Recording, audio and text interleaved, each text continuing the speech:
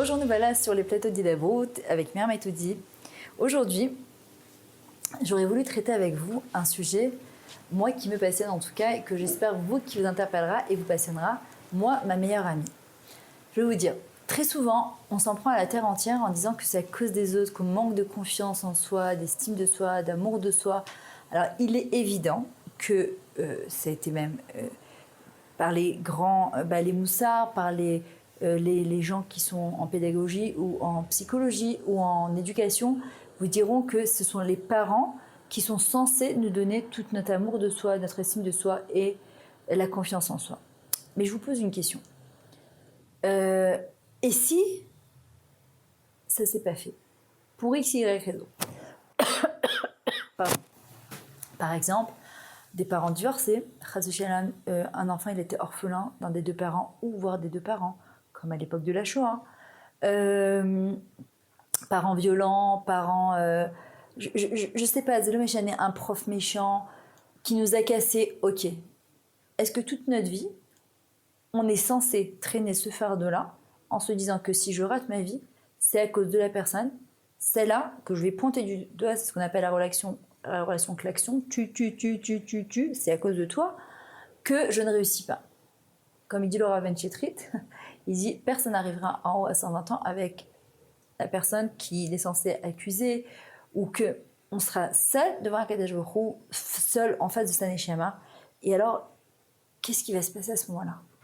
On est libre de notre vie, de nos choix.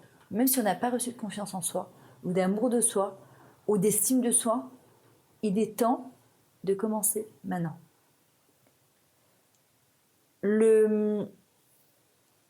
La pire de nos ennemis, c'est nous. La meilleure de nos amis, c'est nous. C'est personne d'autre. On peut être entouré de plein de gens et dans une solitude horrible à l'intérieur de soi. On peut être seul et être entouré de la meilleure personne qui soit, c'est nous-mêmes. Ça n'a rien à voir avec si on a plein de gens, parce que parfois c'est que du virtuel, c'est que du faux, c'est que du regardez-moi. Et au fond, quand on rentre chez soi, c'est là qu'on se rend compte, est-ce que on est bien entouré ou pas? Je donne un exemple. À l'époque, quand j'ai commencé mes premiers cours, c'est il y a un peu plus de 12 ans, c'était à Ranana, entre autres, je donnais énormément de cours là-bas, toutes les semaines. Et puis, au bout de, on va dire, 8 ans, 9 ans, ça s'est un petit peu diminué. Bon, ils ont changé de rabbinite et puis voilà, ça marque par clan, par cours, par mode. Au début, j'ai été extrêmement froissée. J'étais là, je me disais, mais je comprends pas. Et je m'étais tellement investie là-bas, tellement j'allais à toutes les bar mitzvahs, à tous les mariages, en pensant que j'investissais à long terme. La sensation de solitude que j'ai ressentie après ça, elle était horrible. Je me suis dit, j'ai mes propres groupes sur mon WhatsApp de Myriam Etoudi, et je voyais d'autres cours qui défilaient, d'autres personnes, ni comment tu vas, ni quand est-ce que tu as, rien. Moi et rien, c'était pareil. Et là, j'ai réfléchi. Ça a duré à peu près 3 semaines, un mois. J'étais vraiment, vraiment pas bien. Et je me disais, qu'est-ce que tu veux, Hachem? Pourquoi tu me mets dans une situation où j'ai tellement donné de Torah là-bas, où Hachem, j'ai vu les femmes évoluer, et que ça s'arrête comme ça en plein boum? C'est quoi le message? J'ai réfléchi. Alors, je suis arrivée évidemment à plusieurs compréhensions. Premièrement, t'investis pas à l'extérieur. Jamais. Jamais, jamais, jamais. Ce que tu investis, c'est à l'intérieur. C'est en toi et surtout autour de toi. Ton mari et tes enfants. Ce que tu crois donner à l'extérieur, t'es pas sûr de le récupérer. Du tout. Par contre, ce que tu investis chez toi, ça c'est pour la vie entière. Ça ne veut pas dire qu'on ne doit pas investir à l'extérieur. Ça veut dire simplement, si tu crois qu'en investissant plus à l'extérieur, tu vas plus gagner à l'intérieur, c'est raté. Je vous le dis pour l'avoir expérimenté. Deuxièmement, il y a quelqu'un qui m'a switché en 30 secondes l'état dans lequel j'étais. Elle m'a dit, peut-être que tu as terminé ton tikkun là-bas, peut-être il y a d'autres personnes qui ont besoin de toi dans d'autres endroits et qu'il faut juste passer à autre chose. Et là, d'un coup, c'est parfois juste un tout petit truc comme ça qui te permet de voir les choses autrement. Mais un tout petit truc comme ça. Là, je me suis dit, peut-être qu'elle a raison. Et là, j'ai commencé à voyager en France, à faire mes voyages de Ouman. J'ai commencé à travailler avec Ida Brout. J'ai commencé à faire des ateliers. Et Hachem, parfois, en fait, il nous met dans certaines situations, tu as l'impression qu'il nous mais pourquoi tu m'as coincé tu m'as barré la route? Hachem me dit, mais pas du tout. Je t'ai juste fermé une, mais je t'en ai ouvert 10 autres. Regarde. Et moi, si je reste coincée dans ma route en me disant c'est que celle-là et c'est rien d'autre, mais je m'empêche d'avancer et d'aller de l'avant.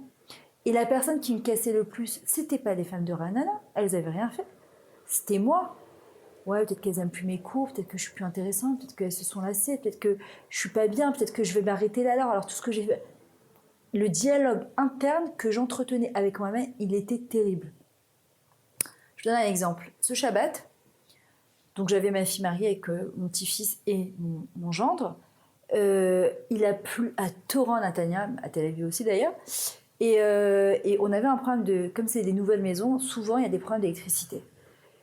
Et chaque fois je prie, je dis à Hachem, j'en supplie, juste par Shabbat. Quand c'est pas Shabbat, mon mari électricien, il peut remettre, mais Shabbat, et nous encore à Bétar, on avait le goy du Shabbat qui venait, mais là tu peux rien faire. Je me lève Shabbat matin et je dis, ouais, il fait super froid dans la chambre.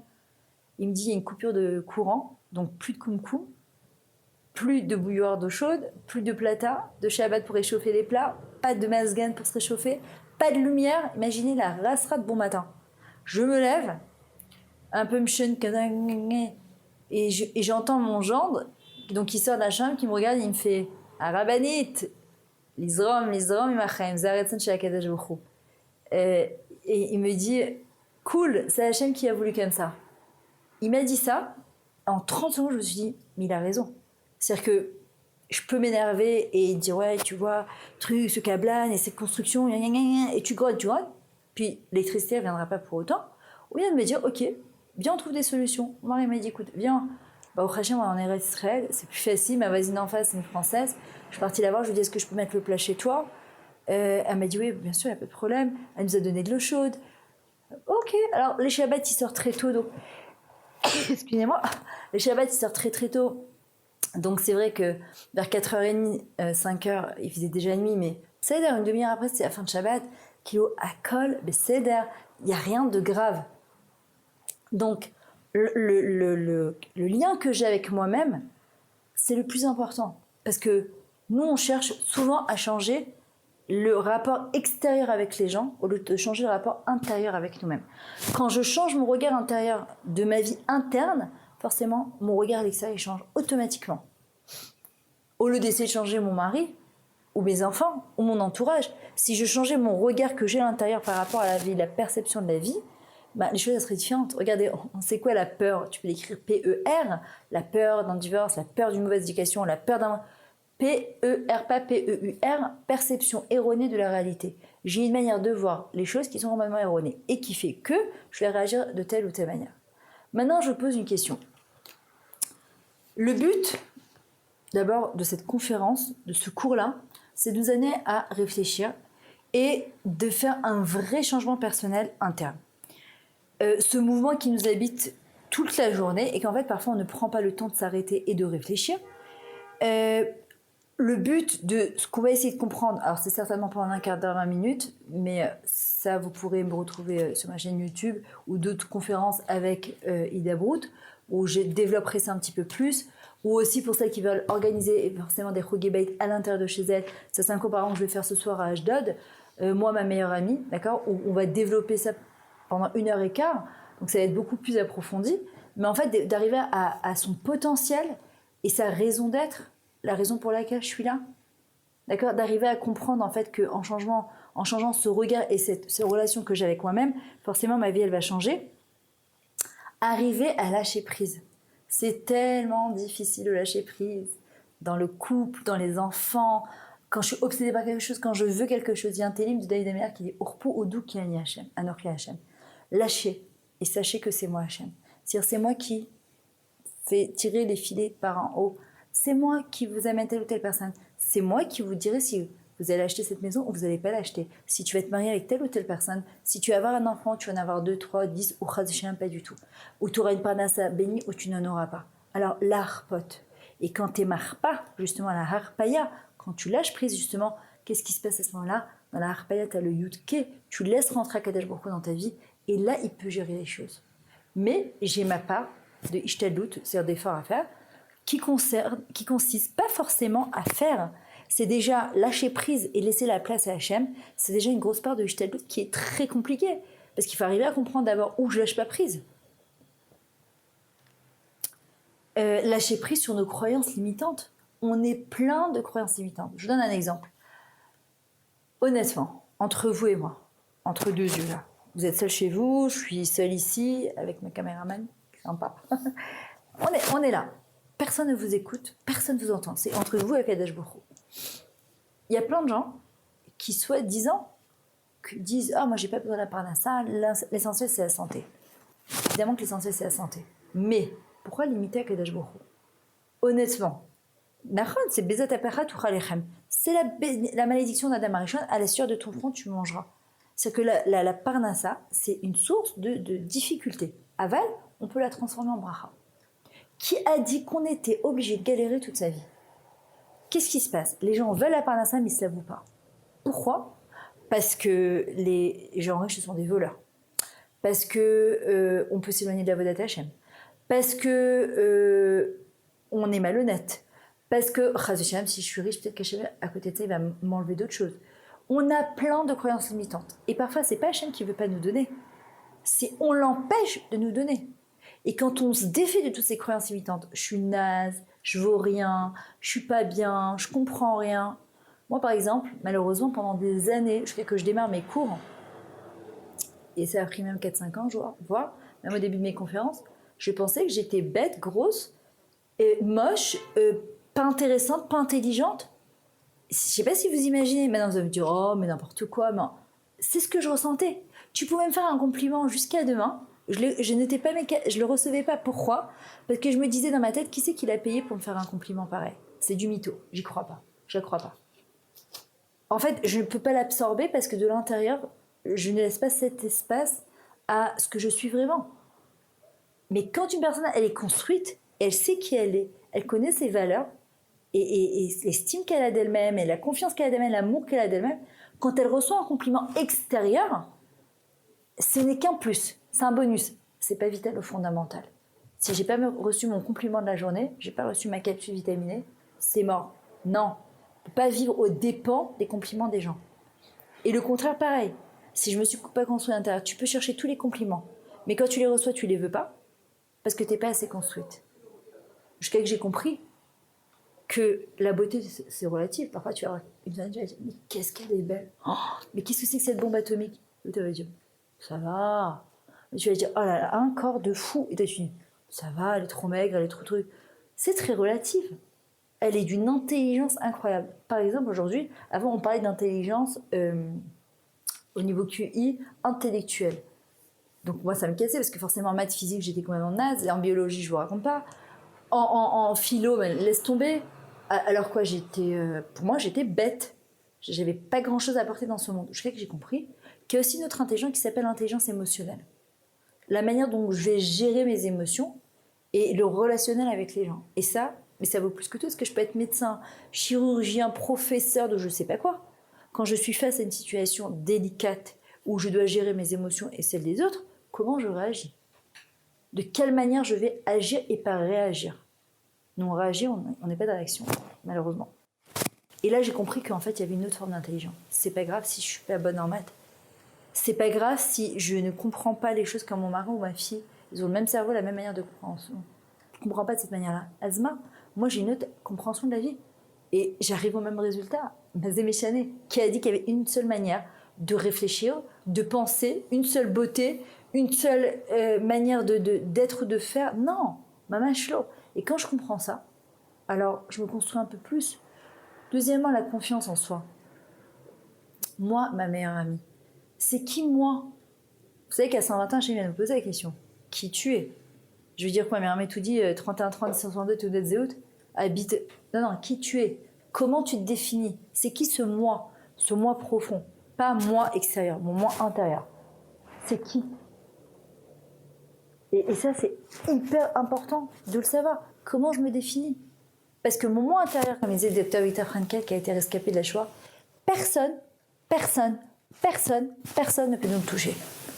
On peut tout nous enlever, que Dieu préserve. Mais il y a une chose que personne ne pourra jamais toucher, c'est notre moi intérieur. Cette partie divine qui vibre à l'intérieur de nous. Ça, personne ne peut le toucher. Personne. Et c'est pour ça que c'est important que je sache c'est qui moi, où je vais, qui je suis. C'est qui ce moi-là. Moi, une des choses qui m'a permis d'arriver à la confiance en moi, à plus m'apprécier, à m'estimer à ma juste valeur, c'est quand je me lève le matin et que je dis Moda Ani Lefanecha. Je te remercie Kadosh Baruch Hu pour mon Ani. Attends 2 secondes. Je te remercie Hachem, Moda Ani sur mon moi. Lefanecha, donc je suis seule devant Hachem, devant toi. J'aurais pu dire Modi Manachnu Lefanecha Hachem, on te remercie. Elokai, mon Dieu, Neshama Shanatata Bitora. La Neshama que tu me donnes tous les matins, elle est Torah, elle est pure. Attends 2 secondes. Donc là, je suis en train de parler avec le maître du monde, celui qui m'a créé. Il y a 7 milliards d'êtres humains. Et qu'Hachem, tous les matins, il me rend ma Neshama parce qu'il a confiance en moi.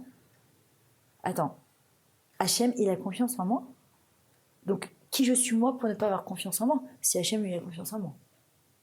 Et ça m'a boosté. Après, forcément, il y a un gros travail de l'intérieur pour enlever toutes ces croyances limitantes de que je suis naze et je suis pas bien, je suis pas intelligente et que j'y arriverai pas. Moi, je me rappelle, mon prof d'année disait à ma mère, franchement, vos 3 filles, ce sont vraiment des cas.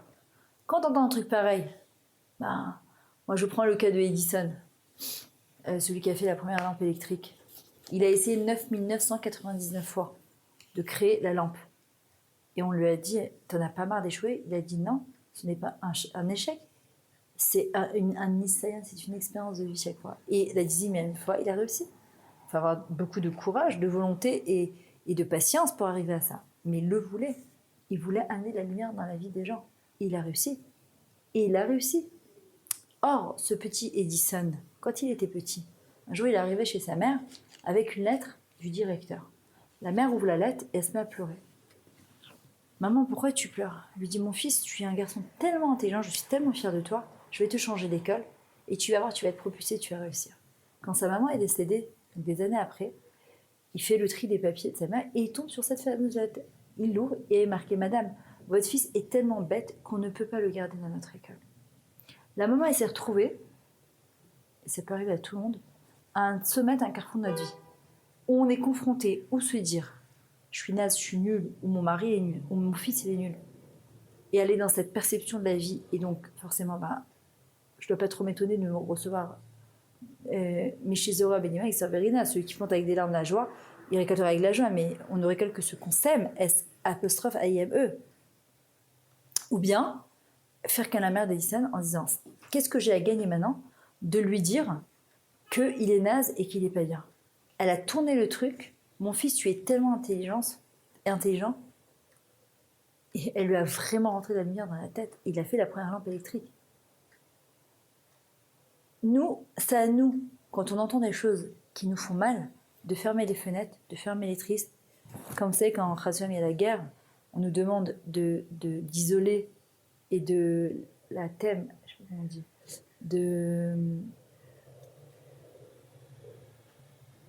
on dirait tout. De faire en sorte que ce soit complètement étanche, d'accord, à toute chose extérieure. Notre cerveau, c'est exactement la même chose. Et je terminerai avec cette petite histoire. Il y avait un jour un groupe de grenouilles qui marchaient dans la forêt. Et puis, il y a 2 grenouilles qui sont tombées. Elles sont tombées dans un trou.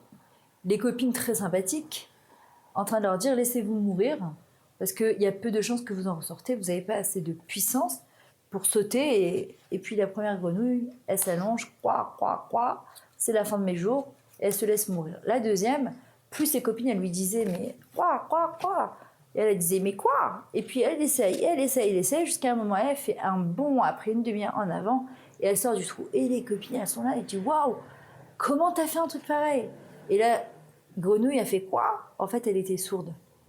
Et elle n'avait pas compris. Elle, ce qu'elle avait, elle entendait de ses amis, c'est ce qu'elle n'entendait pas, puisqu'elle n'entendait pas. Elle voyait, c'est des encouragements. Elle lui disait, mais reste, tu vas mourir. Elle disait, sors, tu vas t'en sortir. Donc on est libre d'interpréter comme on a envie chaque événement qui nous arrive. Ce qu'on appelle Ephrat. Il y a l'événement, indépendant de notre volonté, c'est Hachem qui l'envoie. P, c'est l'interprétation, la parchanout que je vais donner à cet événement. Resh, regesh, c'est l'émotion que je vais avoir à ce moment-là, en fonction de l'interprétation. Tav, gouva, c'est le résultat qui va s'en découler, puisque en fonction de comment j'interprète un événement. Si je l'interprète de manière positive, ben forcément tout ce qui va s'en suivre, ça va être positif. Et sinon, faut pas que je m'étonne des résultats qu'il y aura. Alors rappelons-nous, nous sommes notre meilleur ami. Alors au boulot.